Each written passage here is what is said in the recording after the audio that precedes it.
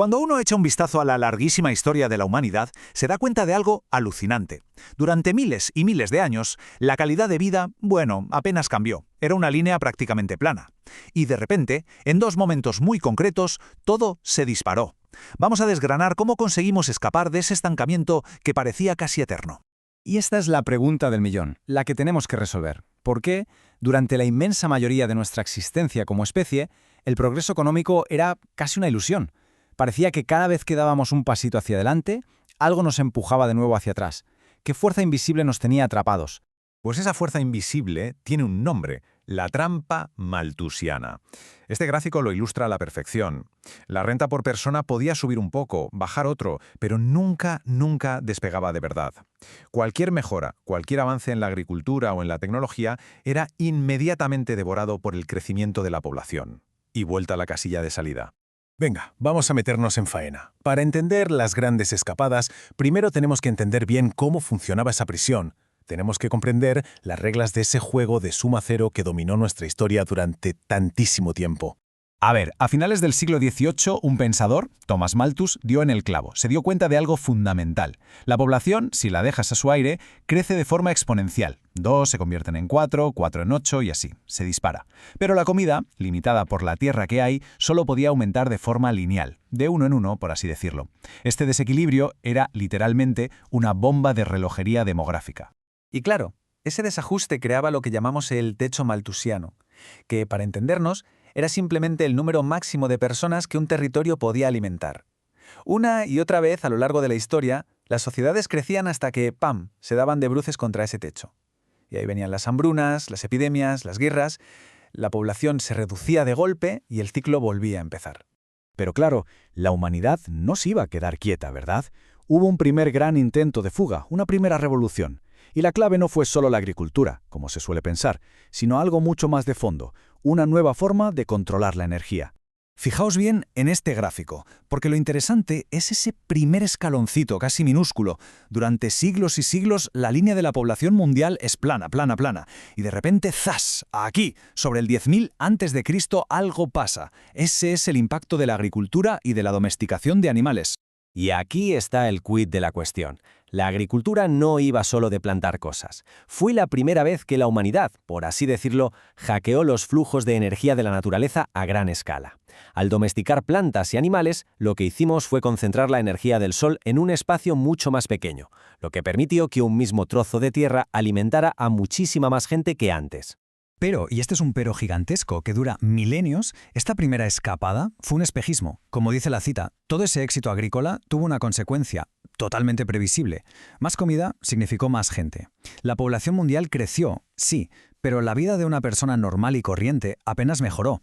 La trampa no se rompió, simplemente se hizo más grande. Los barrotes seguían ahí. Tuvieron que pasar, ojo, casi 12.000 años para que llegara la segunda escapada, la de verdad, la definitiva. Y esta vez, la fuente de energía no iba a venir del sol que vemos cada día, sino del sol de hace millones de años, que estaba almacenado bajo tierra en forma de combustibles fósiles. Para entender la magnitud de este cambio hay que introducir un concepto que es clave, el de convertidor de energía.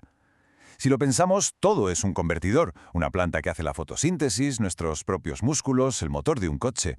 Su trabajo es coger un tipo de energía y transformarla en otra que nos sea más útil. Y la clave de todo, absolutamente de todo, es lo eficiente que sea el hacerlo.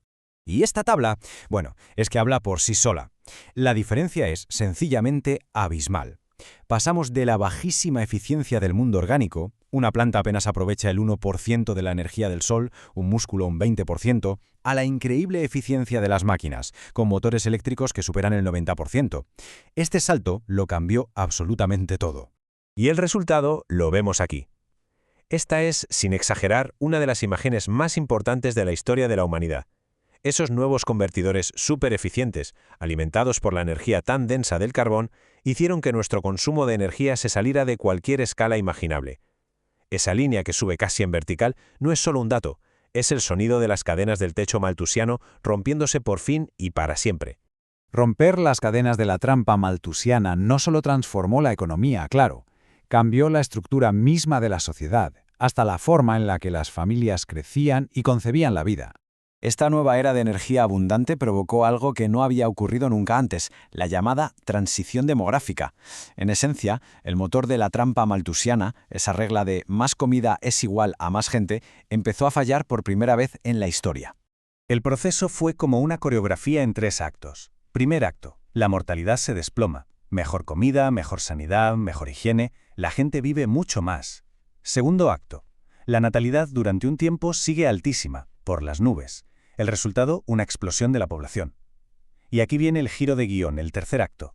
La natalidad también cae en picado y el crecimiento, por fin, se estabiliza. Y para que nos hagamos una idea de la escala de esa explosión intermedia, pensemos en un caso como el de México. En apenas 80 años, durante su transición, su población se multiplicó por 7 veces más gente. Es una medida de la enorme presión que la trampa había estado conteniendo durante milenios. Muy bien, ya hemos visto que la energía fue la llave que abrió la cerradura. Pero, ¿cuál fue la mano que giró esa llave?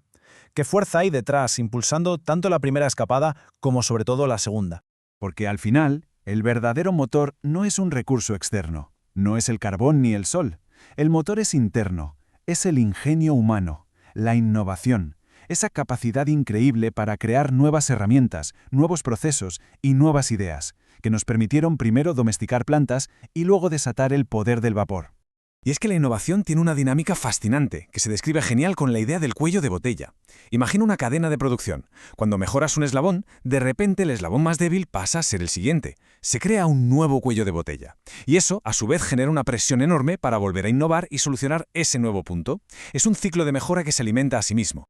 Y es clave entender que innovar no es solo inventar un nuevo cacharro. El gran economista Joseph Schumpeter nos dio una visión mucho más amplia. Innovar es un producto nuevo, sí, claro, pero también es un proceso nuevo, como la cadena de montaje de Ford, o encontrar un mercado que no existía, o incluso una forma más eficiente de organizar el trabajo en una empresa. Todo eso es innovación. Así que la gran lección de toda esta historia es que el progreso no es un regalo, es una conquista. Es el resultado de enfrentarse a un límite, a una barrera, y encontrar la forma de superarlo. La humanidad escapó de la trampa energética que imponía la Tierra. Pero hoy, claro, nos enfrentamos a nuevas trampas, los límites del planeta, la desigualdad, la incertidumbre del futuro. Y eso nos deja con la pregunta fundamental: ¿cuáles serán las innovaciones que nos permitan protagonizar las próximas grandes escapadas?